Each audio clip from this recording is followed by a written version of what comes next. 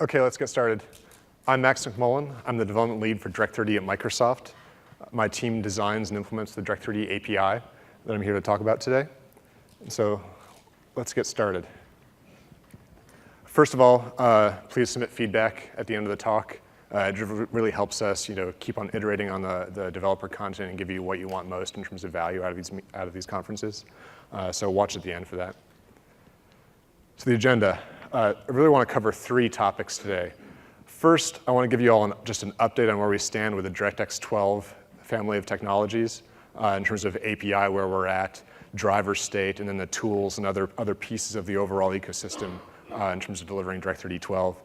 The next 2 parts are actually interleaved. I have 2 developer experiences that I want to show you. These are AAA studios building technology demos or actual real games that are going to ship on Direct3012. And they're going to talk about their experience, or I'll be relaying their experience through notes to you. Third, the last remaining feature that I really haven't talked about yet in Direct3012 is multi-adapter support. So we actually have multiple levels of implicit and explicit support for enabling multiple GPUs on a given machine to interact and render cooperatively. And this is all in the general theme of Direct3012, giving you, the developers, more control and more power on these machines that are out there today, and realize your goals for whatever application you build, whether it's game engines or high-end workstation applications. So first, let's talk about the Direct3012 update. So it's been a pretty busy year. We first announced at GDC last year, early March. And throughout the year, there have been a series of talks where I've released more and more details about the API. Where we stand today is the API is largely complete.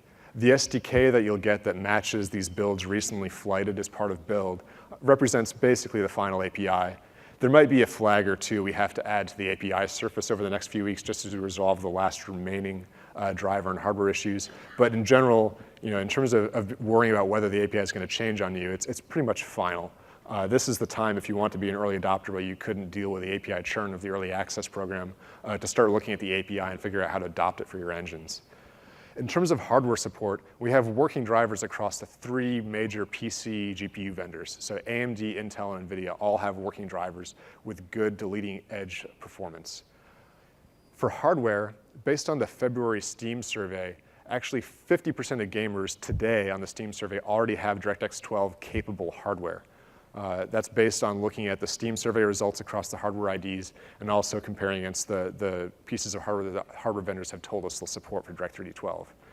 Further, if we extrapolate over time, just looking at how the hardware has changed from month to month in the Steam survey, right now we're predicting about 2/3 of gamers will have DirectX12 capable hardware by holiday this year and continuing to grow to cover the large percent of gamers in 2016. Now, you might be thinking, well, I've heard DirectX12 is a Windows 10 exclusive. And when we first announced a year ago, we couldn't really talk about our distribution plans for Direct3012 and Windows 10. But now it's been announced that anyone running Windows 7 and later for an operating system will get a free upgrade to Windows 10. So really, Direct3012 is available to, by and large, that entire set of hardware out there. Everyone can do a free upgrade and get Direct3012. So you have a huge number of customers you can target with Direct3012 even this holiday alone. Along with the API development, we have actually had a team working in parallel to deliver cutting-edge tools for you to develop your games on Direct3012. Visual Studio Graphics Diagnostics now supports Direct3012, and it's fully capable of doing both debugging features and performance analysis. On the debugging side, it's capable of doing shader debugging. It's able to do analysis of rendering calls. You can look and find the few rendering calls that might be causing glitches in your rendering. On the performance side, you can analyze and look at CPU performance. You can look at GPU performance and find where the real bottlenecks are and optimize them down to be smaller overhead. The best part about this is it's also available free. The graphics diagnostics are in the Visual Studio Community Edition, which you may have heard about already at the conference. So Visual Studio Community Edition, I'll have a link at the end of the talk if you haven't seen it yet, but you can just download it and start playing with the graphics diagnostics. The second part that hasn't really been talked about too much is both the graphics tools in Visual Studio and the D3D SDK layers that we've shipped in 10, 11, and now 12. We've improved how they're delivered to you. So in the past, you had to do sort of hand matching. You had to install the version of the SDK that matched the operating system you were developing on. And in the past, you might have seen errors when you use the SDK layers. It'd pop up a message saying your SDK layers don't match the machine. Well, now the SDK layers in D3D and the tools are actually part of Windows Update. So once you install the developer tools and get the SDK layers on your machine, we're able to keep pushing new updates to the SDK layers to your developer machine. If you upgrade the operating system, you'll get a new SDK layers that matches that operating system. The other way we intend to use this is those SDK layers, we'll keep on modifying and updating them over time, and we'll take feedback from the community both in our early access program for DirectX and out in the other public forums for developers. We'll be watching and looking for the problems you run into most, and we'll figure out ways to put those diagnostics into the SDK layers and the tools. So it's really a much easier way to interact with Direct3D and the developer tools we have available today. Third part of this, DirectX12 adoption. So DirectX12 is actually already supported on a number of major game engines, from Unreal 4, Unity 5, and several custom in-house game engines built by AAA studios and also indie studios as well. So our early access program has given developers the chance to get up to speed with the new API early and get that support out there. But if you haven't been part of that, then the public SDK is now ready for you to adopt. That said, early access will continue to exist. There's a link at the end of the talk. There's a great community there of people that have already been working through the API and working through issues they had in porting. So it's still worthwhile to apply if you have interesting applications under development. We'll get you into the program. Second, this has been the fastest adoption of a Direct3D API we've seen since Direct3D 9. It might actually turn out to be faster, but we have a few more numbers to crunch before we can say that. But suffice to say, it's been the fastest adopted API in more than a decade. There are a number of titles being developed both by Microsoft game studios and third-party studios from around the world. The two developer experiences I'm going to talk about today are actually from game studios from other parts of the world, not just the US. And so it's really great to be able to show you the wide variety of content and different types of games being built on Direct3D12. So that was the update. That's where we stand with Direct3D. The API is complete. It's really a good time to start looking at it. Let me move on to the first developer experience I have to talk about. So this is from Snail Games in China. Snail Games is one of the top developers in China. They're a great AAA studio. They have a huge amount of R&D being invested in developing new content. They're a diverse company. They work in a wide variety of media, mobile, desktop, console, also in other forms of media in terms of movies, et cetera. They have a large number of products targeting gamers and other types of products. This is the first game I'm about to announce from China to adopt Direct3D12. Their game King of Wushu has been released on Xbox recently, but they're actually porting to Direct3D12, and this will be the first game coming on Direct3D12 from China. So they've been porting in the last 6 weeks. We've been working with them. They're currently 10% higher in FPS already than Direct3D11, and that's just a quick 6-week port. There's a lot of perf they still have to grab, and we expect them to get much higher FPS over the months as they finalize their plans to port to Direct3D12. So again, if this is really great, it's a game coming from China, moving to Windows 10 and DirectX12 this year. So what I can show you is Snail Games has been really awesome. They put together a video comparing their engine, Direct3D11 versus Direct3D12. And so what you'll see in this video, actually, a number of times they'll show you 11 and then show you 12. In the upper right-hand corner of the video, you can see the frame per second counter. Below that, you can see CPU utilization and GPU utilization. The two key things to look at is you'll see much more consistent frame rate on 12. The second part you'll see is the GPU utilization is 10% higher consistently. They've taken that performance and they've been able to apply it to actual gameplay. So there are parts in the scene where you'll actually see more enemies on screen with Direct3D12 than Direct3D11. It's a great example of Direct3D12's power and control being used to create richer, better content. It's exactly what we were hoping for when we started Direct3D12 2 years ago.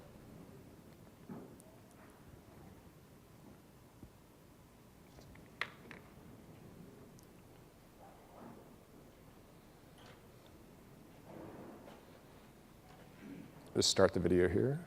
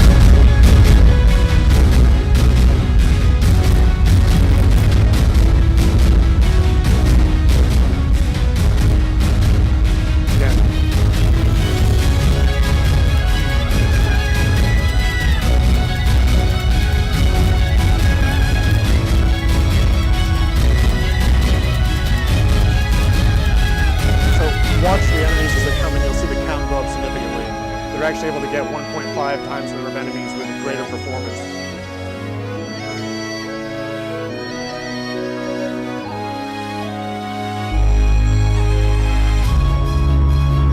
You can see again there on the GPU utilization, there's 10% higher utilization on the DirectX12 path.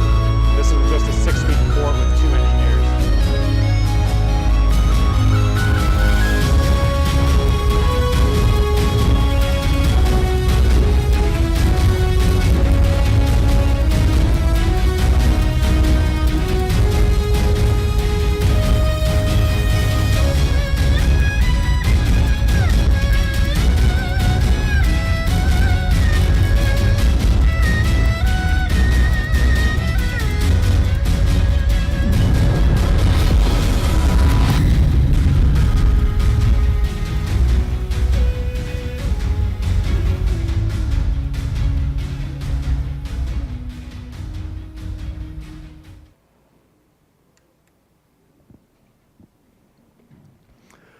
So that was great. Thanks to Snail Games for putting that together for us.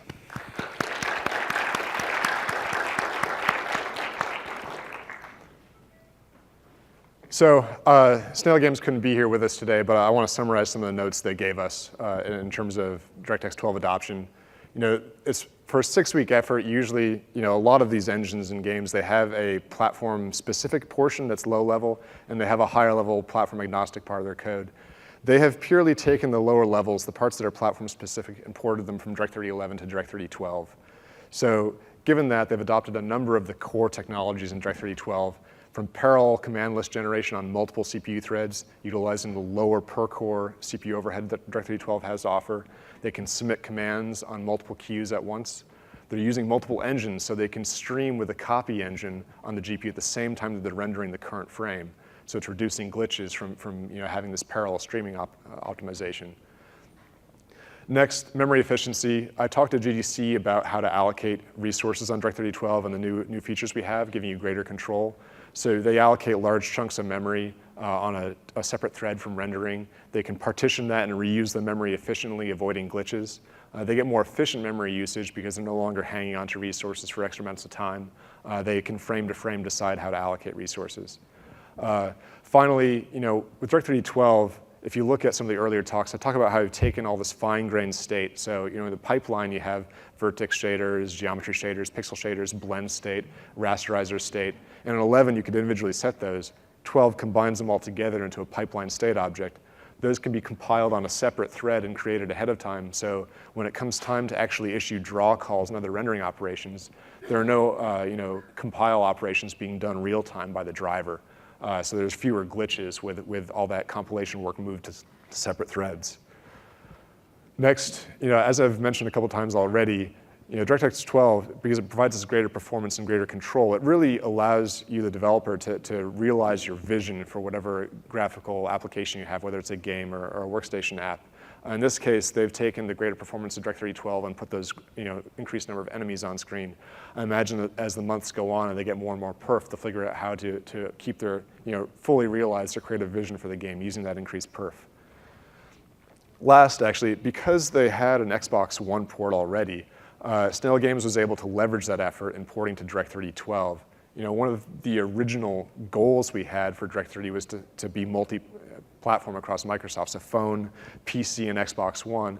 And Snail has realized that a lot of their effort building the Xbox One version with 11x and 12 is now leveraged by the 12 path and the API. The APIs are largely converged, so Xbox One and PC, 12 is pretty much the same. So it's really easy to make code work on both platforms.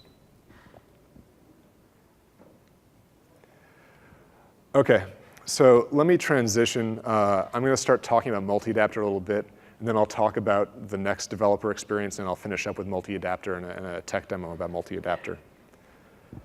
So there are multiple layers of multi-adapter implementation in DirectX12, really allowing you to scale how much effort you want to put into supporting multiple GPUs. The first level of multi-adapter implementation is implicit multi-adapter. This is what we've been engineering in DirectX12 for a while now, and it's basically the same experience and guidance as DirectX11. So if you don't really want to deal with a lot of multi-adapter issues on your own, It's possible as long as some care is taken to avoid things like cross-frame dependencies and use enough swap chain buffers that the driver can implement multi-adapter for you. The best performance is usually achieved by working with hardware vendors to optimize, but this is a great step into the multi-adapter feature. One enhancement that Windows 10 has is that we've actually made it easier for hardware vendors to implement implicit multi-adapter in windowed mode swap chains. So if you have an application that's really high-end rendering, it can leverage multiple GPUs, but you don't want to do fully explicit multi-adapter, now you can, the hardware drivers can more efficiently take advantage of the two GPUs even in windowed mode. So this is what we had working for multi-adapter when we first started the next developer experience working with Square Enix. So Square Enix, you all know, I'm sure, a studio with a long, long history of building incredible games with cinematic experiences. And they've worked with us in NVIDIA to build the art and tech demo called Witch. You saw this morning in the keynote. That was rendering live on quad SLI with implicit multi-GPU. It was rendering at 4K and then scaled down to 1080p. So I'm going to show you a video. This video is recorded from one of the practice sessions for the keynote. I'll talk through what the user was doing when they were driving this live and explain a little bit of what's going on.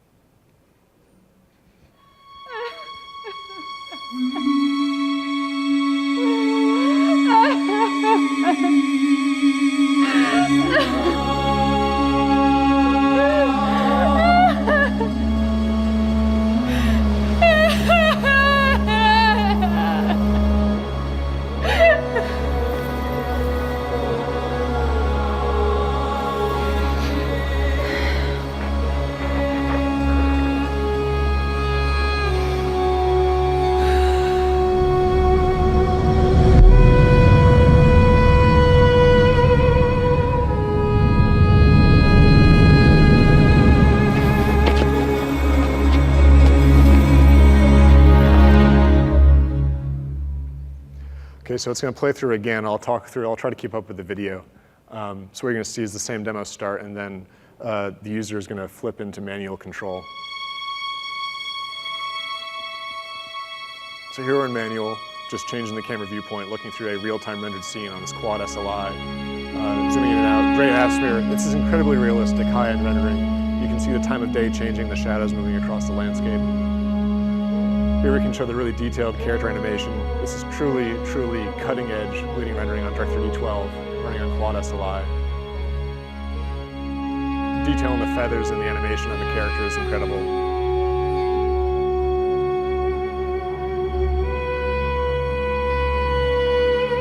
Here again, you can see the time of day shifting and the level of detail, just even on these fine pieces of art in the landscape with the shadows moving. And back to the character, you can look at the detail on the clothing, all the animation and the physics simulation involved in making the character move realistically. Next, the detail in the skin. These are incredibly high-resolution textures. And making skin look like this requires multiple levels of shader and lots of layers of lighting. This is all, again, running on DirectX12 with multiple GPUs rendering at 4K. And finally, the hair. One of my favorite parts. This is incredibly realistic hair. That's actually geometry being rendered with an isotropic shading.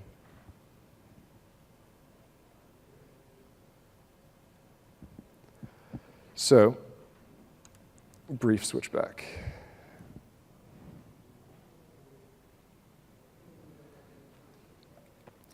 So we asked Square to provide some feedback and experience to you all on their experience. And they filmed their developer, Ivan Gavrenkov, talking about his experience with DirectX12. Ivan's actually here in the audience, and so I just want to take a chance just to thank Square and Ivan for putting together such a remarkable demonstration of technology. This is truly bleeding edge graphics on a brand new API with a lot of features. So thank you, Ivan and Square, for all the effort you put in.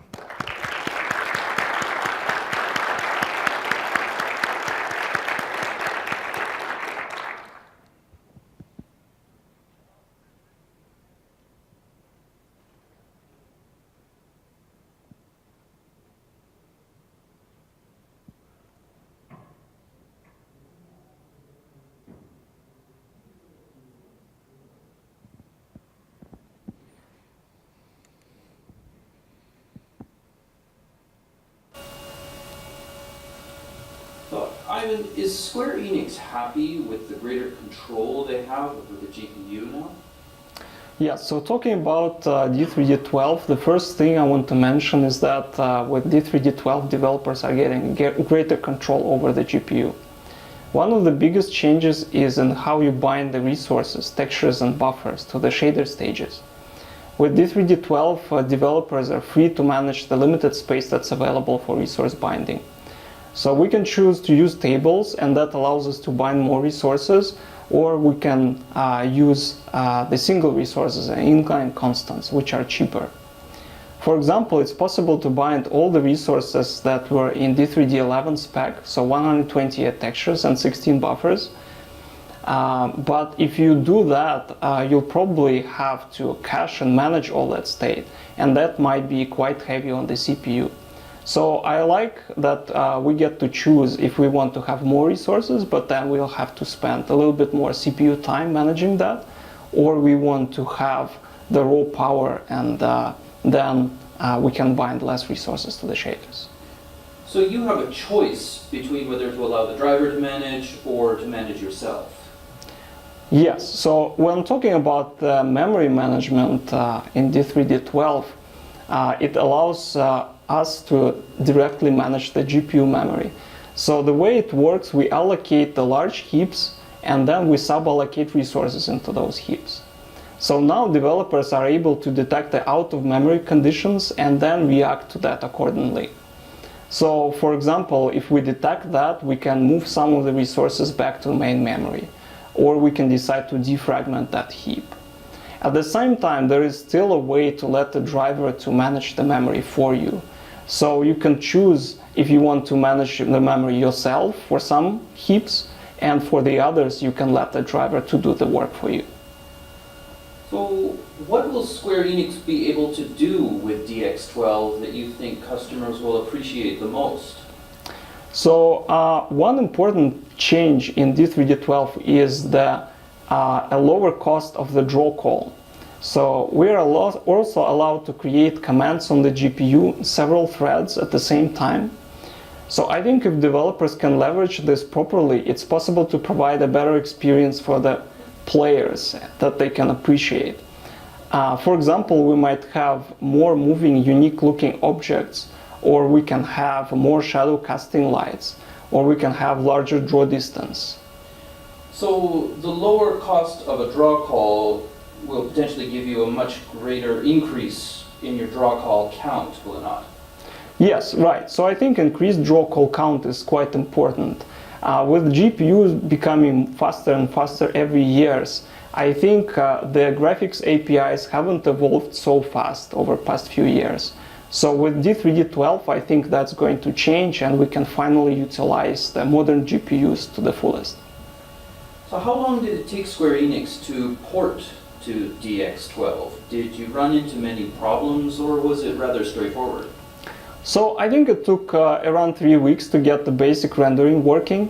And comparing this to my previous experiences of implementing a new graphics API layer, I would say it was quite straightforward. However, I have to mention that this was a direct port, and it wasn't using many of the unique features of D3D12. Going forward, I think we're going to adjust some of our systems in the engine to better match D3D12.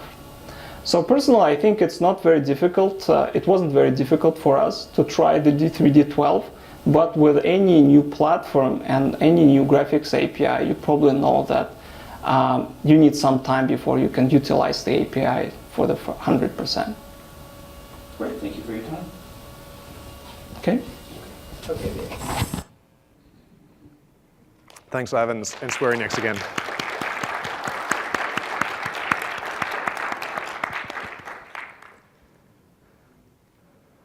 That was just the developer experience.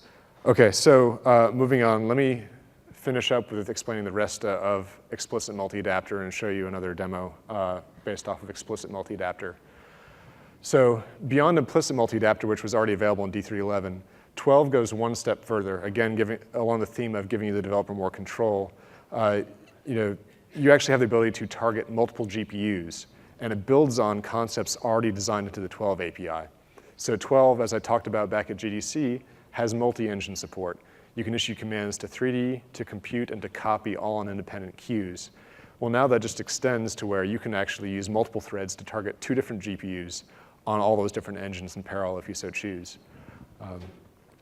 Next, in terms of memory allocation, again, independent memory allocation and management across multiple GPUs. You can create resources on one GPU, create resources on another GPU, 2 different threads. And then you can also create new special resources that are shared memory that you can write to and read from with both GPUs. Last, to coordinate all this effort across those parallel queues, the synchronization objects in D3.12 can also be shared across adapters. So work on one GPU can then signal a fence that causes another GPU to continue processing commands. We'll actually use this capability in the demo later to do a single frame of rendering on 2 GPUs simultaneously. We'll render part of the frame on a discrete GPU. That discrete GPU will signal a fence that then causes the integrated GPU to finish rendering the frame. Beyond integrating discrete combinations, which just haven't been possible in D3 before, this also is, this feature exposes explicit control of 2 linked GPUs as well. So what you might know as Crossfire SLI from AMD and NVIDIA respectively, you'll get direct control over both GPUs in DirectX12 if you so choose. Next, because you have this explicit control, really it's possible to do whatever type of custom load balancing you can imagine. I'm going to show you that tech demo I mentioned, which is collaborative rendering on a single frame. But really, all sorts of designs are possible in your engines. You could be doing simulation on the integrated GPU. You could be doing the warp for a VR headset on the integrated GPU. In parallel, you can be doing like the big 3D scene rendering on a discrete GPU. Likewise, you can do your own custom split frame rendering or AFR yourself if you want. So I've mentioned 2 cases. There's linked GPUs and unlinked GPUs. Again, linked GPUs is traditional Crossfire SLI. Unlinked GPUs would be 2 distinct GPUs, potentially from different vendors, like having an Intel integrated part and an NVIDIA or AMD discrete part. So let me first talk about linked GPUs. I'm not going to delve into this too much right now, just because linked is actually the richer, more complicated scenario. I'll have a talk dedicated to this where I'll talk in detail about linked. I want to focus on the unlinked part, which is the demo, and that'll create some building blocks later to talk about linked. But just at a high level, linked GPUs in DirectX12 look like a single GPU, but you have the ability to create queues, like 3D queues and copy queues, targeting each individual processor. Likewise, when you allocate resources, you can actually specify which GPU those resources are local to. So you can optimize for whatever given rendering you want. If GPU A is doing some heavy lifting on one resource, you'd allocate that resource local to GPU A. But eventually, when you want to move that resource to GPU B, B can access it across whatever dedicated bus, whether it's a specific hardware bridge that's been added across the cards, or whether it's over PCI Express. So again, the API, linked GPUs, it looks like a single GPU, but we enumerate more and more engines that are possible to target. And it's a much more seamless experience with resources. But let's move on to the more general case. This is really interesting in terms of unlinked GPUs.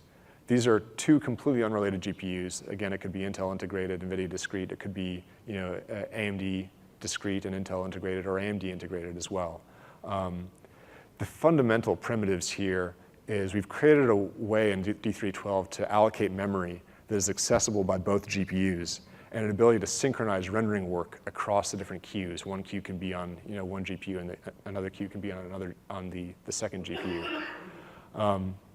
So these two primitives, having shared memory and shared synchronization primitives, allowed you to build whatever type of collaborative rendering workload you want to create.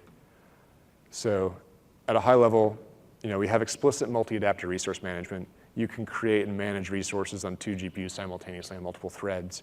What we've added, if you imagine GPU A is integrated and GPU B is discrete, the discrete GPU can say, take a view of a resource that's allocated on the integrated GPU. And so what you see there is GPU virtual addresses from both GPUs mapping to the same pages that are in system memory local to the integrated GPU and GPU A. Likewise, building on the fundamentals, so Direct12 has these independent queues, and you can just target multiple GPUs simultaneously. What I'm showing in this scene is just two GPUs doing similar rendering workloads and synchronizing only in GPU local synchronization primitives. But what we can do is we can look at more complicated scenarios now where we're synchronizing work across multiple GPUs.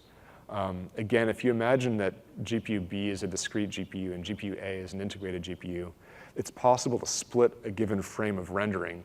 And so you actually have a flow of data moving from processing on the discrete GPU to a copy engine which moves the data to the integrated GPU. Then the integrated GPU processes commands. So you can see a given frame might progress in time and be pipelined through these synchronization primitives. Briefly, just to point out, these octagons, red octagons represent weights, and the green circles represent signals on synchronization primitives. What you can see is GPU B is actually signaling a fence that is shared with GPU A. So A is waiting on this signal to occur. And that's why the frame progresses. So 3D rendered back here. Then there's a copy queue copying that frame to the integrated shared memory. This GPU waits for that copy to complete and then processes the end result of the frame and presents it. And so you can imagine over time, there are multiple frames pipelined, and they'll progress through the system in this way. So let me make things a little more concrete by talking about the tech demo. That was a high-level look. Let's go one step deeper in terms of multi-adapter on this tech demo. What the Direct30 team did is we took the Unreal Engine 4 source code, the Direct3012 port of it, and we coded a special path in it to do multi-adapter cooperative rendering on integrated and discrete GPUs. And so whenever you do this cooperative rendering on a given frame, you have to decide how to divide the workload for the frame. What we decided to do is separate the post-processing step. So we look at, after the 3D scene is rendered, there's usually a series of post-processing steps to generate the final frame. We split that post-processing step and put part of the workload on the integrated GPU. So the discrete is doing the bulk of the 3D frame, and then integrated doing post-processing. So why did we pick post-processing to put onto the integrated GPU? It's easily pipelined, so it's easy to sever a point. It's contiguous, so we aren't going to have to move data back and forth multiple times per frame between integrated and discrete. Next, predictable workload. When you think of 3D scenes, there's lots of stuff going on. There are characters appearing, disappearing. You'll be streaming lots of resources in the background. You never quite know where the user is going to look. So that's fairly unpredictable, and a lot of games spend a significant amount of engine effort trying to predict what workload is going to appear. It makes things a little complicated trying to deal with two different workloads that are simultaneously varying a lot. So post-processing is nice in that it's fairly consistent from one frame to the next, and that's what we put onto the integrated GPU. So the other benefit is it has clear dependencies. Post-processing usually involves taking a frame, taking that input, running some processing on it, writing the output, taking that output, doing the next pass on it. It's not like you're pulling in lots of textures or geometry into the post-processing pipeline, so it's really easy to manage the number of resources involved. That same benefit, that small number of resources makes it predictable, so we know exactly how much we're copying at one point in time. So if you look at a post-processing data flow, this is just a high level. You can see there are a number of steps. Now, the GPU actually doesn't do all these in discrete steps. Usually, a lot of them can be optimized together. But in general, what you see is the rendered 3D scene starts at the top and flows through the processing steps and results in a final frame at the very bottom. And what we're going to do to implement multi-GPU is we're going to cleave this post-processing data flow at some point where the integrated GPU can keep up. And the way we did this in Unreal Engine 4 is we put in a new copy node. That copy node will take the resources needed on the discrete GPU and copy them into shared memory, coordinating with those cross-GPU synchronization objects. Overall, it's a simple concept, but the trick is in picking where to cut across the post-processing pipeline. The general theme of what we tried to do is we picked a point in time where it was guaranteed the integrated workload is always equal to or less than the discrete workload. That way, the discrete GPU is always, moderating the final frame rate. What it looks like in a frame timing diagram of synchronization is this, where you can see, look at frame 1, you'll see the 3D NVIDIA rendering in the demo taking the bulk of time. There's a synchronization primitive to move from the 3D engine to the copy engine on the discrete GPU. That copy is a relatively quick step. And then there's a cross-GPU synchronization primitive to synchronize between the copy queue, which was copying into a shared memory. And then the integrated GPU wakes up and finishes the post-processing steps and finally presents the frame. So on the timeline, what you see is the overall time of execution is gated by the discrete GPU in this design. But what we've done is we've taken some of the workload off of the discrete GPU, so overall there's less time being spent in the system. In terms of pseudocode, it'll look like this. You can see some rendering commands on the discrete GPU with 3D draws and then a signal indicating the rendering is complete. The copy engine, again, there's a wait for the rendering to complete, followed by a copy into a cross-GPU shared resource. Last, there is a synchronization primitive between the discrete GPU and the integrated GPU indicating that the copy is complete, and the integrated GPU can pick up the remaining frame, complete the post-processing, and present. So let me show you a video of this running. What you're going to see in this video is a side-by-side comparison. So this demo is constructed as a race. We have 635 frames from the Elemental demo in Unreal Engine 4. So if you ever downloaded Unreal Engine 4, there's a bunch of content demos you can watch. So we have 635 frames. It has a fixed time step. So the GPUs all have the same workload. And the GPU configuration, whether it's just a single GPU or multiple GPUs, the one to get to the end of the 635 frames first is the one that's faster. So.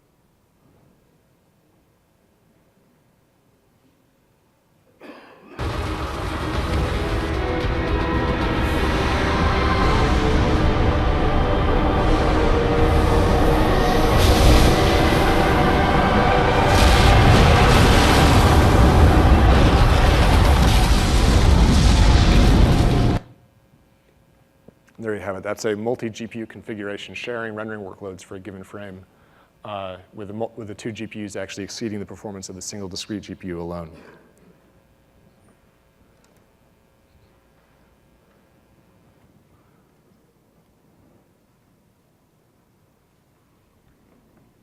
So just to show some timing, again, this is actual measured data. We just converted the GPU view diagrams into something that's easier to see on a large screen. So with the standalone discrete GPU, what you can see is it's approximately 28.2 milliseconds per frame. When we split the workload across multiple GPUs down below, what you can see is the discrete GPU still determines the overall frame rate, but part of the workload has been moved to the integrated GPU. So per frame, the actual pipelined cost is 25.3 milliseconds per frame. It's a little over a 10% win given this configuration. This is a highly unbalanced config. There's a relatively lightweight integrated and a relatively fast discrete. Different combinations will be possible, depending on whether you have a hybrid laptop, say, that has two GPUs in it, or a desktop machine. So 1 second, let me just advance this. Okay, so overall, that's multi-adapter. It's just a great new tool for you as developers to take advantage of. When you imagine new rendering workloads in the future, you could say, put simulation or other workloads on it. If you're managing, like say you had a shadow mapping pass or something else where you could actually parallelize the generation of the shadow maps, that can be moved to the integrated GPU. If you have AR, VR, you can do the warp on the integrated GPU as well. So to summarize, API is done. Multi-adapter is the last feature to announce for Direct3D12. We have tools available. It's all ready for you to start developing, and drivers across all the major hardware vendors. The 2 developer experiences I showed you today, plus many, many more under development. And last, multi-adapter is just a lot more power you have available in the system. And we're really looking forward to seeing what you can do with a multi-adapter feature in Direct3D12. Some resources. These are a list of all the talks that have been in Direct3D12 over the last year. They're all incremental. It's really hard to talk about the API just from scratch for every hour talk. But if I said some things that you might not be following, go back and watch these talks. And then second, here are some links to the tools I mentioned earlier in the talk. These are graphics tools for Visual Studio Community Edition. There's a blog, so any updates to the tools you can see on the blog. Second, those are the Direct3D12 links, so we have a blog tracking the progress in Direct3D12. The documentation is online. It's in a preliminary state right now. It's being updated, but that'll be rapidly iterated on as we get closer to ship. Last, early access. It's still relevant. If you want to get into the community of people that have been working on Direct3D12 for a while, it's a great way to get a head start on the API. Over the next couple months, we're going to be working on ways to get that community of early access more publicly available.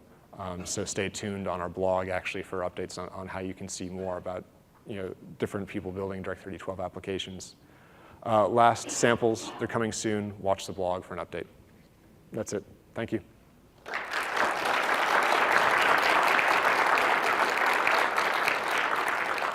I'm available for questions here and then after, I think, in the Insiders Lounge.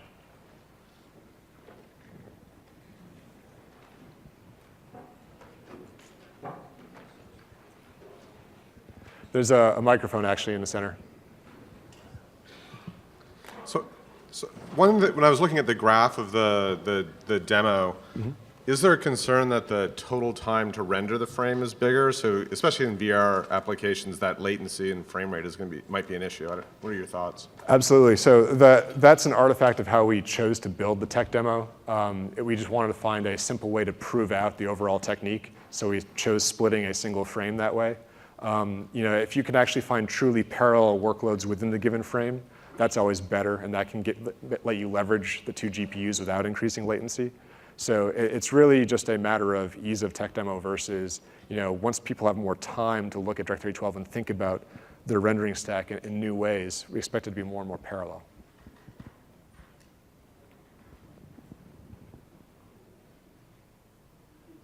Look at it regarding energy consumptions. I guess if both CPUs work, you need more power, but maybe if you only have the desktop and then the discrete CPU shuts down, it may be an advantage? Yeah, so actually there are a lot of power questions involved with this. In terms of truly portable form factors, there's just a power budget. There's only so much they can cool. I think there's still a lot for us to explore in terms of when it makes sense to split rendering workloads versus when it does not. But the first part in getting there is actually just giving you the control to use both of the GPUs. And then we'll see from there which workloads actually make sense to use too and which ones don't. There may be cases where you're better off using one GPU and not both. That get everything? Just one. Cool.